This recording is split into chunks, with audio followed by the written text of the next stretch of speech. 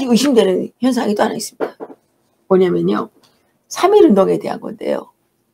작년에 문재인은 3월 1일이 건국일이라고 그랬어요. 그래서 안 그랬어요. 그래서 3월 1일 건국일 논제, 뭐 헌법 부정 뭐 이런 거 다 했죠. 그러면서 올해가 건국 100주년이라고 그랬거든요. 예. 근데 요즘에 와서 말을 바꿨어요.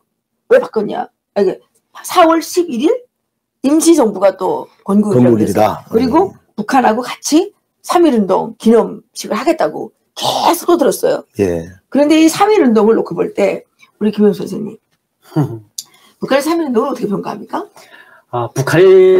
북한하고 같이 하겠다는 거는 뭐냐면 북한 정부를 인정하고 북한이 즉각 통일에 동조하겠다는 거예요. 한마디로 말하면. 왜냐하면 북한의 3.1운동은 첫째로 그걸 조직한 것이 바로 김일성의 아버지였던 김영직이 했다고 강조합니다. 그래서 북한은 3.1운동하면 북한 주민들 머릿속에는 김일성의 아버지 김영직이가 조국 강복회를 이제 창건해가지고 근데 실제는 장이란 그 애국자 구분을 했잖아요. 근데 북한은 장이란 이름도 몰라요. 모르죠. 그리고 3.1운동이라든가 독립선언문 그때 33인에 대한 이런 내용도 모릅니다. 오직 북한에서는 모든 3.1운동, 그러니까 3.1 독립만세 운동 뭐 이렇게도 말하긴 하는데요. 그것도 그렇고, 그다음에 조선 국민의 그 창립, 이걸 다 모든 걸 김일성 가족이라 지금 연결시켜 놨기 때문에 우리가 만약 북한하고 3.1운동 뭐 같이 한다, 이렇게 할 때는 북한한테 우리 남한도 김일성의 선대인 김영직까지도 인정하겠다. 이렇게 접어드는 걸로 이제 북한은 인식하게 되는 거예요. 그러면 북한은 대대적으로 이제 선전하죠. 자, 남한에서도 우리의 3.1운동 관련된 이런 것들을 다 이제는 이렇게 선전할 수밖에 없습니다. 그러니까 이렇습니다. 이게 지금 이 현 정권이 상당히 어떻게 보면 순진하기도 하고 어떻게 보면 상당히 사악하고 이런 상황이 뭐냐면요. 3.1운동이라는 게 어쨌든 한반도 전역에서 일어난 정말 귀한 우리 국민 민초들의 운동이잖아요. 그렇기 때문에 이것을 그냥 단순하게 같이 기념을 하면 그럼 뭐 얼마나 좋겠냐 이 생각만 하는 거예요. 다시 말해서 3.1운동의 독립운동의 역사가 김일성 집안의 역사로 따로 존재한다라는 것들을 잘 모르는 것인지 아니면 알고도 모르는 척 하는 것인지 그리고 북한이 당연히 응대를 안 하죠. 왜냐하면 같이 한 거는 맞는데 같이 했다는 것보다는 그건 다 아까 말씀하신 대로 김일성의 아버지 김영직이 그 세력이 다 해서 대한민국 전역에 다 일어났던 운동인데 그것이 바로 여기 뭐 유관순 열사 이야기 나오고 다른 분들 이야기 나오는 게 북한으로서는 용납이 되겠습니까? 모든 게 다 김일성 집안이 다 했는데 그걸 같이 하겠다고 하는 발상 자체가 참 단순히 근데 여기에서 이제 이 문재인이 실수한 게 뭐냐, 건국을 여기다 집어넣은 거예요. 에? 그게 김일성이가 그때 7살인데 어떻게 건국을 합니까?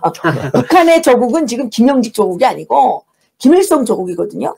그 주체 태양 연력을 쓰잖아요. 김일성이 태어난 날부터 지구가 생겨났다는 거 아닙니까 지금? 예. 그러니까 이게 지금 문재인 눈치 없이 3.1운동에 건국까지 집어넣으니까 북한이 삐져가지고 이거 안 온 거다. 사실 지금 북한의 그 당시 역사를 보게 되면 망경대에서 살았잖아요. 김일성은 망경대에서부터 평양 그 중심가까지 거리가 거의 10km 넘습니다. 근데 7살 어린 김일성이가 망경대에서부터 평양시야까지 행진하는데 그 이제 유화 작품이 있어요. 그림이. 그게 어린 그 김일성이가 막 손 쳐들고 지금 그 시행진 제일 앞에 서가지고 막 가는 거예요, 이게. 그러니까 그런 그림을 가지고 선전하는데 그 어린 7살짜리가 진짜 그 망경대에서부터 갈 수가 없거니와 또 특히 그 당시 망경대에서 했던 건 없었어요. 평양시 중심에서 했을 뿐이고. 그러니까 망경대에서 그렇게 갔던 행렬도 없었고 이것도 역사에 완전히 한마디로 이제 왜곡한 거죠. 근데 북한 주민들은 그대로 지금 받아들이고 알고 있는데 우리 남한은 지금 이렇게 북한에서 하고 있는 그런 선전에 같이 이제 발을 맞춰주고 하는 그거밖에 안 되는 거죠. 눈치가 없어가지고 그러다 보니까 북한에서 이제 안 한다 그러니까 지금 이 3.1운동 행사 같이 하려고 그랬던 게 지금 개판되니까 또 지금 어떻게 하나 우리나라 건국을 부정하기 위해서 4월 11일에 또 한다는 거 아닙니까? 그래서 사실 그때 임시정부 그 초대 대통령이 누굽니까? 우리 이승만 대통령이죠. 이승만 대통령이잖아요. 그걸 또 모르는지. 이렇게 뒤집어놓고 저렇게 뒤집어놔도 이승만 대통령이에요. 근데 이 자들이 그걸 계속 쓸데없는 걸 가지고 지금 사람들이 피곤하게. 아니 그리고 또 뭐냐면 이 박사님 우리가 또 이 용어 정리를 참 잘해야 되는 게 참 중요하다고 보는데요. 이게 감정적으로 이야기되어지는 것하고 용어로 정확하게 정리되는 거는 굉장히 차이가 큽니다. 그쵸? 그래서 건국에 대한 개념도 이 친구들은 없는 거예요. 다시 말해서 나라가 온전히 제대로 서 있으려 그러면 당연히 영토 몇 가지 있죠. 세 가지 조건이 있잖아요. 네. 분명히 영토가 존재해야 되잖아요. 그죠? 당연하죠. 그게 또 국민이 존재해야 되고 그렇죠. 또 국민이 자유롭게 자기의 주권을 행사할 수 있어야 되는 거 아닙니까? 그렇죠. 그럴 때 비로소 건국이라고 하는 개념으로 들어갈 수가 있는데 대한민국이 언제 그 상해 임시정부가 말 그대로 여기 언제 중국에 만약에 그러면 그 일제 치하에 있었던 그 치욕스러운 역사를 인정하기 싫다 그러면은 그 1900년도 이 조선 왕조를 잇는 그 개념으로 생각을 해야지 왜 또 1919년이란 말이에요. 그러면은 이게 아무 생각이 없는 거예요. 아무 생각이 없고 뭔가 북한하고 맞추어 보려 그러고 또 이승만을 인정하기 싫고 이런 것들이 막 맞물리다 보니까 이렇게 나오는데 나라를 이렇게 운영하면 안 되죠. 이거는 저 초등학교 어린이 회도 이렇게 운영 안 합니다. 아니 70년 동안 시커 살고 이제 와가지고 무슨 건국이 뭐 아니 70살까지 다 살았는데 내 출생일이 이거 아니야 이렇게 하면 되는 거예요. 참 우리 코미디 같은 세상에 지금 네? 살고 있는 겁니다. 지금 이게 그 말을 해도 좀 비슷하게 해야지. 예? 왜 그래요? 예? 예. 하여튼간 우리 시청자분들도 답답하실 것 같아. 예, 이게 보면 문재인은 알게 모르게 김정은의 그 비밀 지시를 받고 있는지 그게 의심이 좀 되는 행동을 너무 많이 한다. 저는 그 생각을 한 거예요. 예. 왜냐면 저는 이제 그동안 제가 끊임없이 주장한 게 뭐냐면 이게 그 예전에는 조카 통일 막 남조선을 막 무력으로 가서 침공해가지고 자기네가 다 이렇게 하는 걸로 했었는데 김대중 노무현 조건을 고치면서 보니까 야 그 뭐 복잡한 남조선 인민들 그 관리하는 것보다 그냥 거기 그냥 우리 꼭두각시 하나 세워가지고 그 계속 그 유지하게 하면서 그 돈이나 빨아내면 좋겠다 이 생각을 갖고 있는 게 아니냐 이 의심이 들었거든요. 그래서 얘네들이 지금 제일 많이 하는 게 뭡니까? 선거 때마다 사이버 댓글 지원을 엄청 하잖아요. 근데 북한에서 그렇게 지원해 주는데도 모자라가지고 두루킹까지 동원해서 또 댓글을 또 엄청 했잖아요. 엄청나게 했죠. 네, 그 북한까지 지원한 것까지 하게 되면 아마 1억 개가 아니라 아마 수십억 개가 될지도 몰라요. 정말 예전에 이제 이런 것도 나중에 다 조사가 되겠습니다. 드루킹은 이제 조사가 되어서 이제 또 진행되고 있는 상황이고 더 많은 게 밝혀지겠습니다만은 한동안 왜 우리 보면 다음에 아고라라는 게 있었지 않습니까? 그게 아주 이제 완전히 그 종북 세상이 돼가지고 그 안에서 일어나는 걸 보면 그랬었는데 어느 시점에 그때 한번 우리가 이 시계반을 한번 돌려보면요. 한 수만 개씩의 어떤 그 정말 종북적인 내용들이 오고 가서 막 말도 안 되는 게 논방이 벌어지는 상황에 북한이 전 세계를 대상으로 해킹했던 어떤 부분에 대한 보복으로 미국이 북한의 어떤 망을 해킹을 했어요. 그게 암살. 암살 영화 그렇게 많이 달리던 아고라에 많이 달리던 그 수만 개가 달리던 댓글이라든지 이거는 논의가 하루에 그냥 몇십 킬로 줄었다는 거 아닙니까? 그때 다시 말하면 뭐냐면 얼마나 그동안에 이 아고라라든지 우리의 이 좋은 인터넷의 이 SNS 이 망들이 북한의 선전부 또는 보위부 많죠 그게 이런 애들의 판이 놀이마당이었는가를 우리가 알 수가 있죠. 저는 박근혜 대통령의 탄핵 과정이라든지 대한민국의 모든 게 어지럽게 지워지는 과정에서 전애들의 어떤 그 사이버 전술이 엄청나게 많았다고 봅니다. 거기에 대항했던 게 국정원의 댓글로 해가지고 다 잡아 들어가고. 근데 그분들 지금 다 감옥 갔잖아요. 그러니까 다 잡아 들어갔죠. 근데 김경수는 그 진짜 댓글 작업했는데. 그건 어마어마한 국민들의 여론을 조작한 거죠. 그러니까. 이 국민들은 뭐냐면 국민들한테 중요한 건 두 가지가 있습니다. 자기가 직접 투표장에도 투표하는 총알보다 무서운 그 투표권이 있는 거고요. 자기의 여론이 있어요. 그 여론들을 다 조작을 했단 말이에요. 그렇죠. 이거는 정말 8,800 투표 이 용지를 도둑마다는 것보다 더 하게 우리 국민들이 분노를 해야 되는 겁니다. 근데 그런 뻔뻔스러운 사람이 나서가지고 아직도 자기 잘못을 인정하지도 않잖아요 지금. 아니, 안 합니다. 아마 어느 상황에서 인정할지는 모르겠습니다만은 끝까지 그런 부분들에서는 걔네들은 거짓말쟁이기 때문에 절대 안 할 거예요. 어쨌든 침묵으로 일관하더라도 그들을 심판하는 날은 반드시 빨리 와야죠. 더 다음으로 한 가지 두 분은 다 북한 인권운동에 앞장서시는 분들이십니다. 이번에 조선길 이태리 대리대사의 딸이 강제 북송됐다 그러는데 김현수 선생님, 이태리 언론에서 17살짜리 딸애가 아버지하고 사상이 달라서 일부러 갔다. 진짜일까요? 그건 거짓말이죠. 나는 17살짜리가 실제 그랬다 그러면 걔는 또라이죠. 그렇죠. 오히려 젊은 애들이 외국 나라에 있는 외교관들한테 젊은 애들이 갈 때는 아버지 엄마한테 나는 안 갈게요. 나는 가지 않겠다 그래가지고 부모들이 그 다음에 자식이 그 의향을 듣고 걔가 앞으로 미래를 봐가지고 대체로 탈출할 수밖에 없는 그런 외교관들이 많습니다. 역으로 봤을 때 이렇게 딸이 먼저 이제 아버지 엄마하고 뜻이 다르기 때문에 나는 아버지 엄마 따라하지 않겠다. 절대로 말도 안 되는 거죠, 사실은. 그러니까 이거를 말한다는 것 자체는 뭐냐면 우리는 북한의 언어 선동, 언어 전략, 그들이 그 거짓 선전 이런 것도 잘 알아야 돼요.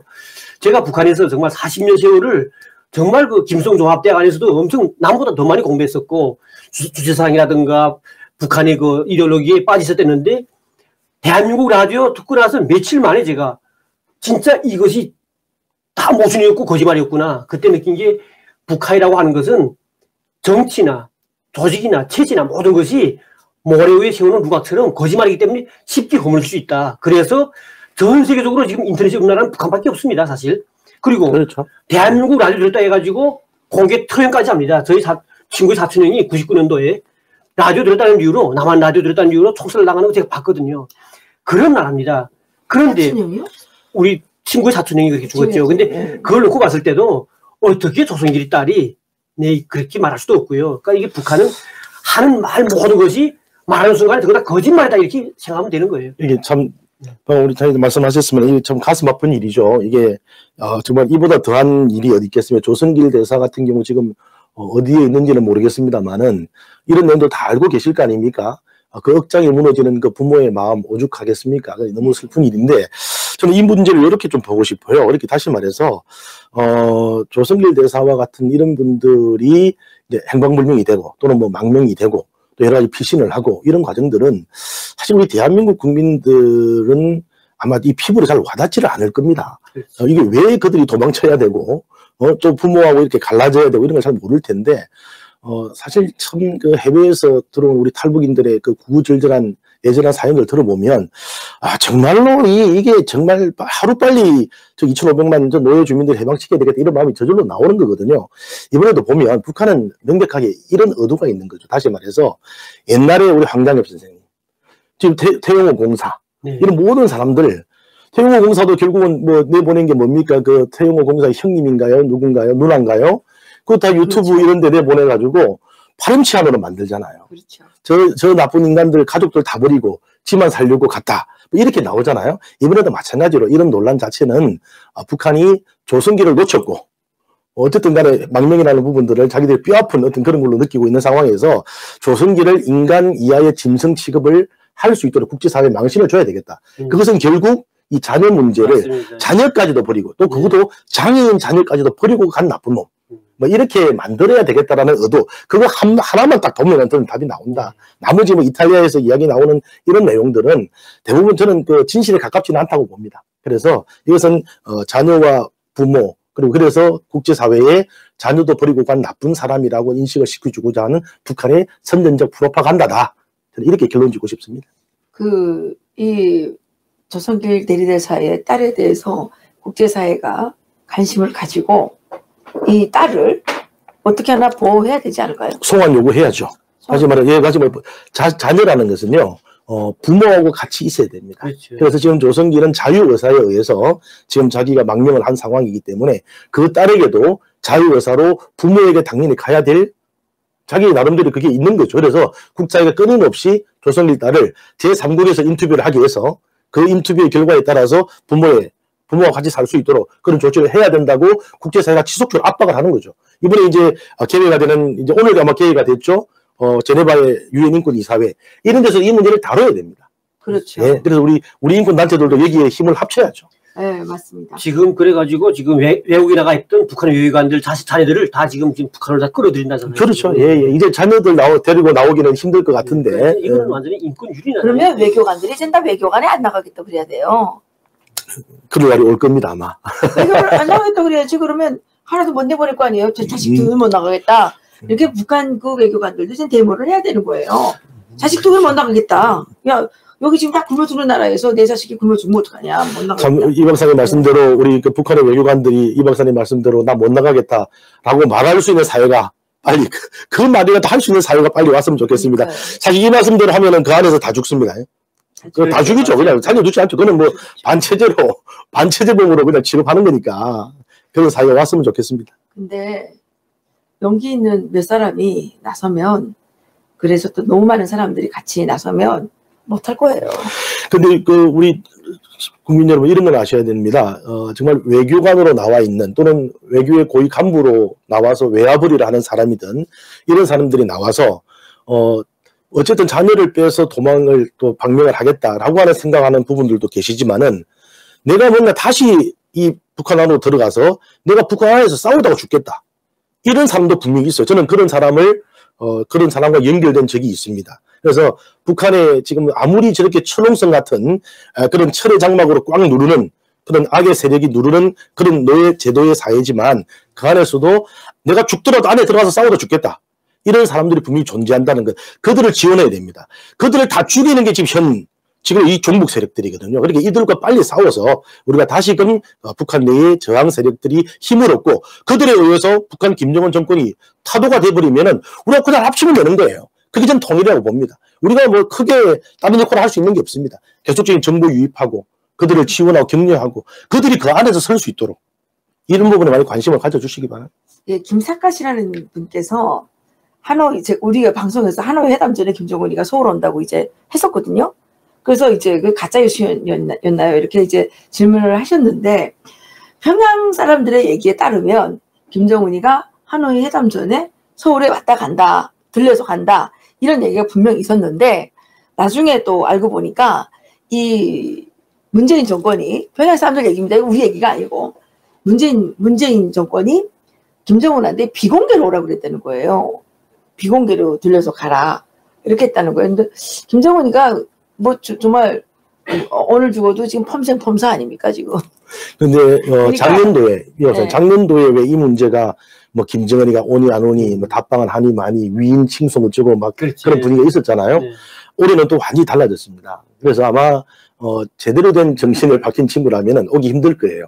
지금 우리 태극기 부대 또는 뿐만 아니라 네. 태극기는 기본적으로 이분들은 완전히 이 대한민국 살리자는 애국 투사들로 지금 똘똘 뭉쳐져 있는 거고요. 그렇지. 그 외에 어마어마한 시민들의 분노감이 지금 저쪽을 향하고 있으면 푸른 집을 향하고 있다고요. 그렇지. 이게 어떻게 될지 몰라요. 불씨가 당겨지면요. 지금은 나도 온순하게 좀 이렇게 진행되는 것 같죠. 어느 불씨가 딱 당겨지게 되면 이게 어떻게 튈지를 모르는 상황이어서 이때 김정은이가 감히 대한민국 땅을 우리가 뭐 6.25 납북자분들이나 국군포로 또는 억류자분들 다 모시고 와도 받아줄까 말까 하는 상황인데 온다? 저는 그렇게 생각 안 합니다. 근데 이제 우리 국민도 달라지고 있다. 어쩌면 언감생심 했다가 또 우리가 막 오면 잡아야죠. 막 또 죽이겠다고 막 하는 사람들이 많으면 김정은이가 좀 오고 싶은데도 못 올 수도 있는 거 아니에요. 그러니까 지금 우리가 분위기. 뭉쳐가지고 어쨌든 김정은이 오면 무조건 죽인다라는 의지를 갖고 있어야 되는 거죠. 죽인다라고 하는 건 방송이시니까 잡자. 저는 지금 대한민국 잡자. 와 이제 10년 됐잖아요. 10년 됐는데 이 현 정부 들어와서 지금 제일 어렵습니다. 사실은 지금까지 살아오면서 이렇게 어려운 적은 진짜 못 본 것 같아요. 그리고 우선 이제 통장 가치가 고갈이 되는 상태가 되고요. 그리고 택시 타보면 택시기사님들도 요즘에 또 값이 올리다 보니까 손님들 타는 것도 거의 없대요. 저도 요즘 택시 못 합니다. 네. 아우 겁나서 못 하겠어요. 그리고 그러니까 물가도 엄청 비싸졌어요 지금. 네, 네. 그러다 보니까 돈은 수입은 없고 물가만 비싸지고 이게 뭐 소주도 성장 이게 뭐 말인지 모르겠어요 지금. 문재인이가 하는 게 김정은이 와서 조카 통일 돼서 사람들을 죽이기 전에 자기가 다 우리를 굶겨 죽이려고 그러는 그렇지 말이지. 그러니까 그냥 우리를 다 굶겨 죽이려고 그러는 것 같아요. 이대로 가면은 정말 힘들어집니다. 지금은 이제 시작이고요. 아마 거의 우리 국민들이 악소리가 날 수 있는 상황으로 갑니다. 지금 우리가 모르는 그 북처도 지금 엄청나게 발행했잖아요. 그렇죠. 또 하고 있을 거고 앞으로 엄청나게 할 거고 또 이번 연도 안에 이루어내야 될 그 여러 가지 사업들이 많습니다. 그 진행하고자 하는 이 정부에 진행하고자 하는 사업들이 많아서 그건 정말 퍼주기 사업들인데 그게 실질적으로 그 다음에 미래를 보아서 그 미래에서 뭔가 돌아올 수 있는 베네핏이 이익이 있는 국민들에게 이익이 되는 투자냐 전혀 그렇지 않거든요. 그렇지. 전부 소미성입니다. 네. 이럴 때 이 재앙을 누구 이름하고 비슷하죠. 이 재앙을 어떻게 막을 거냐. 아니 근데 뭐 자기만 재앙 당하면 되지 국민들이 재앙 당하게 생겼어요. 돈을 한 번도 벌어보지도 못한 자가 계속 돈 퍼주기만 하고 수두룩하죠. 뭐. 예. 그것도 또 뭐 트럼프 대통령한테 직접 조력까지 해가지고 남북 경력 우리가 다 막겠다고. 참 우리는 국민들한테 좀 이런 거는 강조해줘야 됩니다. 지금 그 베트남에서 하다 보니까 마치나 지금 베트남 같은 개혁 개방을 북한이 할 것 같고 또 그다음에 김정은도 의도하지 않겠냐 이렇게 생각하는 것 같은데 절대로 그렇지 않습니다. 제가 북한에 있을 때 김정일이가 살았을 때도 베트남의 그 도이모의 그 개혁 개방에 대해서 간부들한테 한번 연구해 보라 했었어요. 그래가지고 아무리 머리를 굴려봐도 안 되는 거예요. 왜냐하면 개혁 개방하게 되면 해외에서 많은 사람들이 들어왔다 나갔다 하면서 외부 정보가 들어옵니다. 그런 순간부터는 옳습니다. 북한 주민들마저도 이제 의식화 되는 거죠. 그러다 보면 북한 자기 체제라든가 자기 생명 자체가 이제 위태롭기 때문에 그때도 고민하다 끝내 못한 겁니다. 그렇게 못해도 김정일 아버지도 못한 것을 김정일이가 할 수가 없어요, 이게. 근데 우리는 지금 환상에 빠져가지고 진짜 할 수 있지 않냐? 절대로 못합니다. 한다는 것 자체는 그 순간에 김정은이는 한마디로 말해서 이제 호박 쓰고 대죽으로 들어가는 같은 그런 이제 상상인 거죠. 그러기 전에 저는 이제 뭐냐면 좀 했으면 좋겠다. 왜냐면 자기 스스로 이제 자기 복을 내놓는 행위이기 때문에 그렇지. 제발 그래라도 했으면 좋겠다. 그렇지. 자기는 이제 그렇게 함으로 인해서 자기한테 얻는 이익이라는 것은 이 정권 내가 가지고 있는 이 왕조는 그대로 유지하게 해달라. 뭐 일본도 왕이 있고 영국도 왕이 있고 왕이 있는데 자기처럼 유지하게 해달라. 자기도 유지하게 해달라. 이렇게 이야기하면서 개혁개방을 자기 나름대로 생각해 볼 수는 있을 겁니다. 아마 생각을 하다가도 북한의 현실과 맞닥뜨려 보면 자기의 선대 세력이 얼마나 사악하게 그 사악한 업보 때문에 이걸 할 수 없다는 것을 절감하면서 아마 김정일 스스로 오래 살기도 힘들 거예요. 살이 자꾸 찌는 이유가 뭐겠습니까? 저 스트레스 받아서 저러는 거거든요. 네. 물론 자기 나름대로 해보려고 할 거거든요. 왜? 자기 나이가 지금 40도 안 된 그 나이에 좀 더 오래 해야 되겠는데 이대로 가다가 더 못하겠거든요. 뭐 오래 하려고 하는 방법은 뭐가 없을까? 갖가지 고민을 해도 필요가 없는 거예요. 근데 그동안 너무 그 죄를 많이 죄를 많이 졌잖아요, 선대가. 누구 때문에 못하는 게 아니라 자기도 자기 때문에 졌고, 못하는 자기도 거지. 졌고, 그 선대가 얼마나 많은 피를 흘렸습니까? 그렇죠. 오늘이 어떤 날이냐면요, 이한영이라고 하는 사람, 김정일의 최독화가, 네. 2월 11일 날 총에 받아서, 2월 15일 날 총에 받아서 열흘 동안 비경의 힘에다가 오늘 사망한 날이 오늘입니다. 그렇군요. 물론 대한민국도 오늘 대통령 취임식 날이기도 하죠. 예. 그죠? 예, 지금 날이기도 한데, 사실은 참 비극적인 날인데, 보십시오. 얼마 전에, 저기, 말레이시아에서 김정남 죽겠지 않습니까? 예. 자기 친구도 막 죽이는. 어마어마한 그 피를 묻은 손으로 뭔가 개혁의 열쇠고리를 열어보려고 그러니까 그 핏자국 때문에 열쇠가 손에 잡히질 않을 겁니다. 네. 어쩌면 김정은이가 그렇게 되면 다른 사람의 손에 죽는 게 아니라 자기 식구들 손에 죽을 수도 있겠네요. 김평일이, 김정남이 그 자식도 있잖아요. 그 사람, 누구도 못 믿죠. 누구도 못 믿죠. 예, 예. 근데 누구도 지금 못 믿는 상황. 제가 보기에는 이 문재인 대통령이 김정은을 따라하다가 김정은 아니 왜 김하사님 계속 문재인 잘하다고 또 마지막에 대통령이에요. 그냥 그대로 하세요. 주변 대통령 오셔가지고 나 때문에 혼날까봐. 예. 저는 대통령 표현 안 씁니다만은. 근데 이게 지금 문재인도 지금 적폐 어쩌고 하면서 너무 많은 사람들을 탄압하고 지금 300명 이상이 공무원 출신들이 다 잡혀가 있다는 거 아닙니까? 그 사람이 문제가 있어요? 아니 뭐 이랬는데 그거 잡아가면 돼요. 네? 맞습니다. 그런데 문재인도 누구 다른 사람의 손에 의해서가 아니라 지금 이 대한민국 국민들 손에 정말 그 단죄를 받을 수 있는 단죄당할 그런 날이 오지 않을까. 아유 일을 많이 저질렀죠. 오늘 뭐 이 사람들도 이제 테러가 없습니다. 그러니까. 처벌받을 일만 남아 있는 그러니까 거죠. 점점 더 세게 이제 탄압을 하는데 저는 요즘에 야 이거 민주독재 타도하자 이런 말 좀 해야 되겠다. 저는 민간 파쇼라는 말을 씁니다. 민간 파쇼. 예전에 우리가 민주 파쇼 아니에요? 민주 파쇼. 민간 파쇼. 옛날에 아니 뭐냐면 민주화 운동이라 그러니까. 군사 파쇼 뭐 이렇게 군사 했거든요. 왜냐하면 파쇼라는 것은 독재를 한 단계 넘어서서 그렇죠. 이 독재를 계속적으로 유지하기 위해서 몽둥이가 돼서 국민들을 짓밟는다. 이런 뜻으로 파쇼란 말을 써요. 그렇죠. 그래서 저는 이거는 민간 파쇼다. 공권력을 가지고 사실 공권력 아니죠. 좀 거의 뭐 사골력처럼 휘두르고 있는데. 근데 이 사람들이 너무 민주주의를 많이 팔아먹기 때문에 민주파쇼라고 해야 돼요. 민주독재 물러가라. 그래서 우리도 민주독재 물러가라. 야. 멋지십니다. 뭐야? 제가 북한에 있을 때 배고파서 못 살겠다. 못 살겠다. 국민들이 이제 그렇게 나올 거라니까요. 그러니까. 곧 그렇게 나올 거다. 군사독재는 밥이라도 먹여줬잖아요. 왜? 근데 아니 군사 독재는 그래도 선거의 역사를 계속적으로 이어져 왔지 않습니까? 그러니까 대한민국 세계 경제 10위권 안에 넣은 나라가 이승만, 박정희, 예? 누굽니까?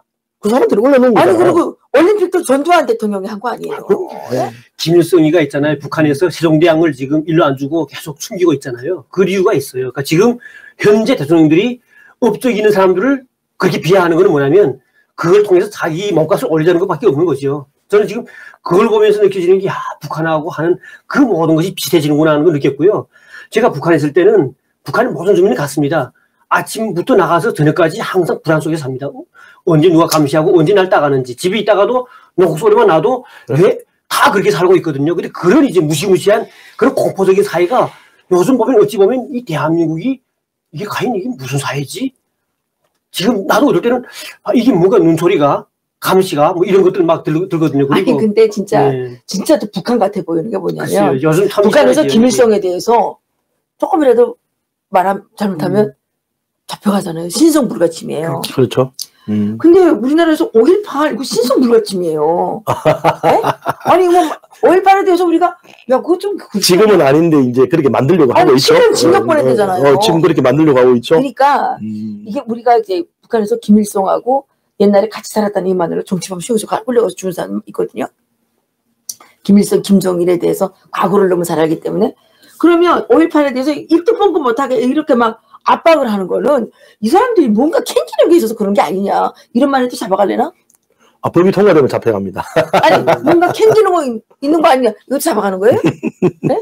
5.18 유공자 공개하라 그러는데 그거 잡아가요? 의혹점을 제기하면은 잡혀가게 만들려고 하는 지금 그러니까 구도죠, 이게. 북한하고 똑같은 거 아니에요. 북한에서 김일성에 대해서 조금 의심하면 잡아가는 거 아니에요. 그래서 지금 이제 그것도 이제 민심을 봐야 되는데 5.18 문제가 이렇게 불거져 나올 때에 여러 가지 이제 우리 이 자유진영에 있어서의 어떤 그 상황 판단 뭐 이런 것도 미스가 좀 미스텍이 있습니다만은 중요한 것은 이제 우리가 명단 공개 이런 차원의 이야기들이었잖아요. 그래서 이 댓글을 이렇게 보게 되면 5.18 문제를 가지고 이 언론 노조하고 합세해가지고 이 논란을 증폭시키는 이런 분위기를 보면서 이 또 국민들도 여기에 또 계속 휩쓸려가지고 또 5.18 문제를 또 너무나 저쪽 편에 맞게끔만 또 이렇게 반응하는 것이 아닌가 제가 염려가 돼서 댓글들을 이렇게 저는 댓글을 잘 안 보는 사람입니다. 왜냐면 댓글이 참 신경 쓰이는 게 많거든요. 이렇게 하는데 떨리는 마음으로 댓글을 이렇게 살펴보는데요. 이게 만약에 10개라 그러면 10개 중에 2-3개 이런 게 아니라 거의 9개, 10개가 지금 현 정권에서 진행하는 5.18 이 부분을 신성불가침으로 만들려는데 반대예요. 아니, 그리고 5.18 댓글이 장난 아닙니다. 5.18 유공자 공개하라는 게 아주 대세예요. 50%예요.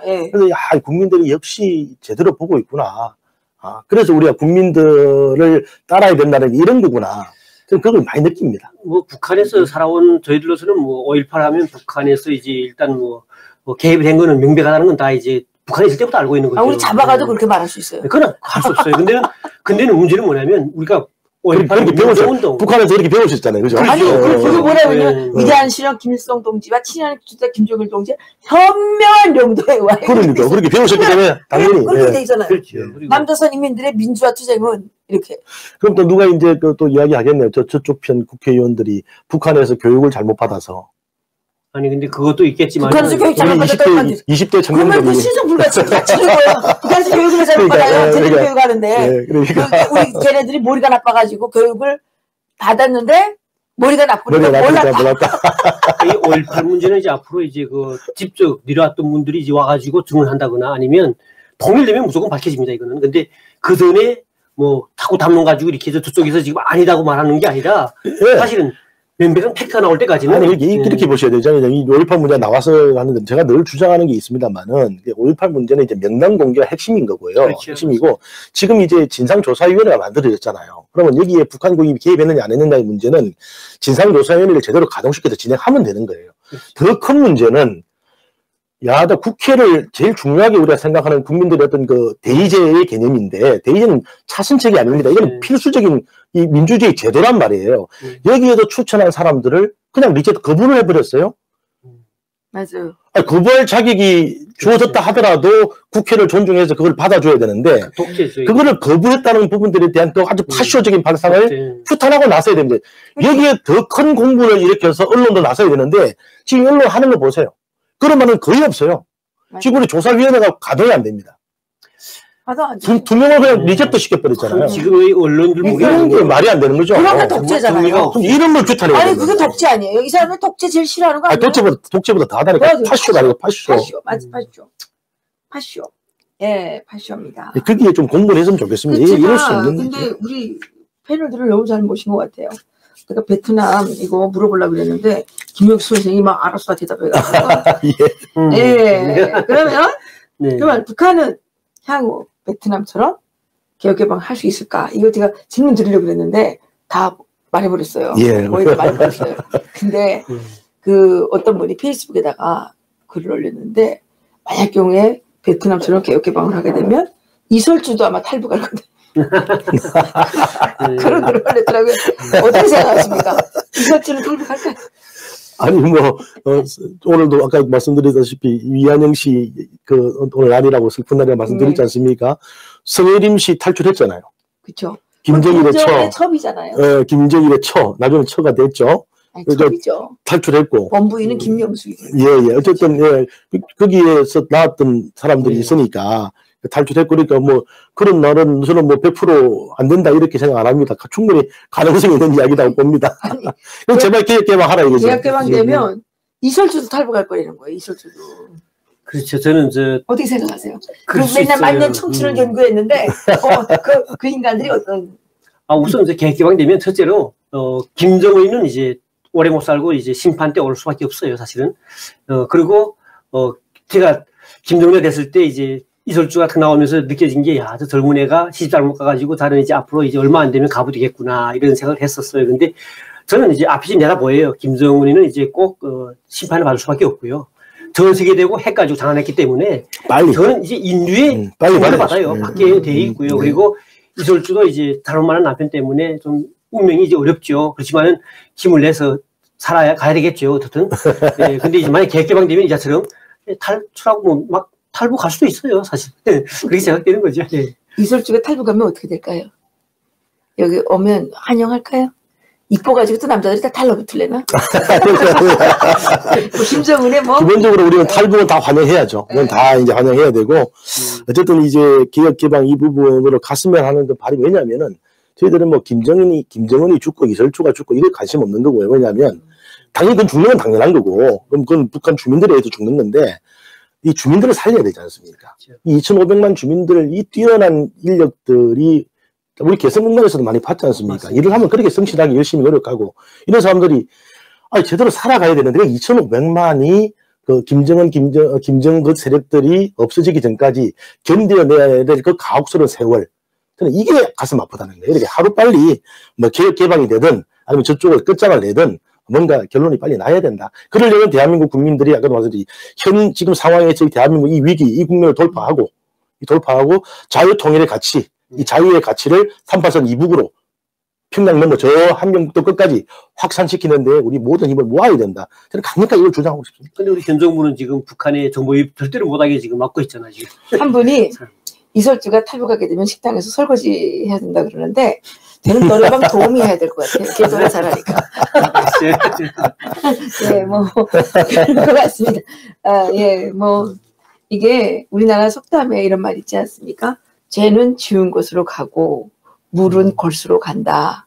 예, 문재인 정권이 쌓고 있는 이 북한 주민들과 대한민국의 이 정말 평범한 국민들에게 이 쌓고 있는 이 죄가 어느 날인가 물이 골수로 가듯 지은 대로 가겠죠. 그래서 문재인에게 충성하는 삽살개들은 좀 이제 정신 차려야 되지 않을까요? 여기 삽살개란 말 안 합니까? 삽살개는 우리 토종개잖아요. 많이 하죠. 아니, 북한에서는 이제 아부하는 사람을 삽살개라는 거예요. 야, 쟤는 누구 삽살개야 이렇게 말하거든요. 예전에는 그런 표현 썼던 것 좀 같습니다. 비겁하고 그다음에 아첨하고 아첨하는 삽살개라 그러거든요.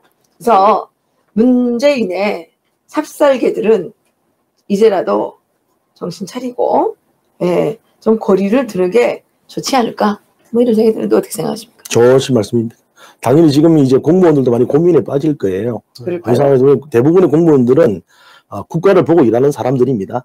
거기에 이제 삽살개 방금 표현하신 그런 세력들이 반드시 있겠죠. 뭐 네. 거기 출세주의자도 있을 거고 또 여러 가지 거기에 어떤 이익을 얻으려고 하는 사람도 있을 거고 그렇지만 대부분의 공무원들은 대한민국이라는 이 국가를 보고 가는 사람들이기 때문에 그들이 이제 이건 아니다.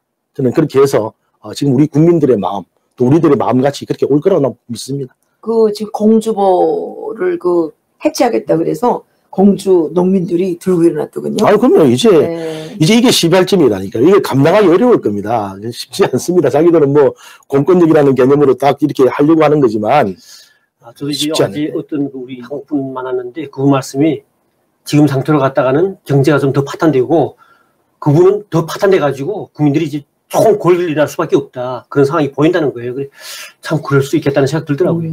그래서 그래도 우리가 이승만 대통령이 세워주신 좋은 나라에 살고 있어서 이렇게 들고 일어날 수도 있지 않습니까? 그럼요. 네, 너무 감사하게 생각합니다. 들고 일어날 수 있을 때 들고 일어나야 됩니다. 조금 더 지나면 못 들고 일어나. 우리도 이제 못 들고 어찌 될지 모릅니다. 그렇죠. 각오를 해야 됩니다. 들고 일어날 수 있을 때, 있을 때 잘해. 그 맞습니다. 노래 있잖아요. 있을 때 잘해. 그처럼. 오늘 정말 어떻게 우리 애청자 여러분 어떠셨습니까? 오늘 좀 괜찮으셨습니까? 제가 오늘 처음으로 이렇게 또 남북 대화를 이렇게 매칭을 시켜봤는데 우리 김현 선생님 어떠셨어요? 네. 하시고 싶은 얘기 좀 있으면 좀 시간이 좀 짧긴 짧은데요. 제가 북한에서 올 때 이제 김정은이가 부자 된다는 것을 라디오를 통해 가지고 나만 라디오 듣다 보니까 알게 됐던 거죠. 근데 일반 주민이 모를 때 그 아는 순간에 어떤 느낌이 됐냐면 또다시 내가 노예의 삶을 산다는 그런 느낌이 딱 들면서 죽어도 가야 되겠다. 그래서 생사를 걸고서 탈북했던 건데 근데 지금도 요즘 난 탈북에 왔지만은 지금도 정말 2,400만 명의 북한 저 같은 주민들이 지금 그대로 지금 김정은의 노예로 살고 있습니다.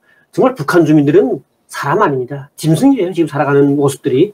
그리고 개성공단도 마찬가지인 게 개성공단 앞으로 이제 10배를 확장하겠다 하는데 북한 주민한테는 그게 감옥이에요. 일한 것만큼 보수받지보다는 감옥이 되는 거고요.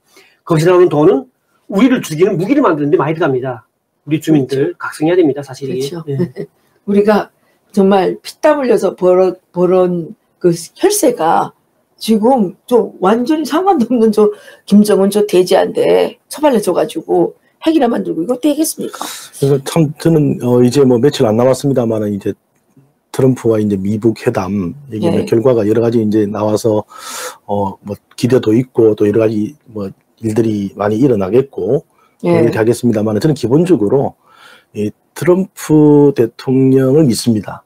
저는 믿는 게 이렇게 보게 되면 옛날에 이 살라미 이 지연 전술을 북한이 있었다 그러면은 요즘은 이 트럼프 대통령이 쓰는 것 같아요. 그런 것 같아요. 그래서 저는 상당히 전략적인 사람이다. 그래서 결국 맞아요. 그 사람이 대한민국 국회에 와서 했던 그 연설, 이 우리의 기적은 이 자유의 이 기적은 38선에서 멈춰섰다. 맞아요. 이 38선에서 멈춰선 이 기적을 네. 북한으로 확산시켜야 될 의무가 우리한테는 있다.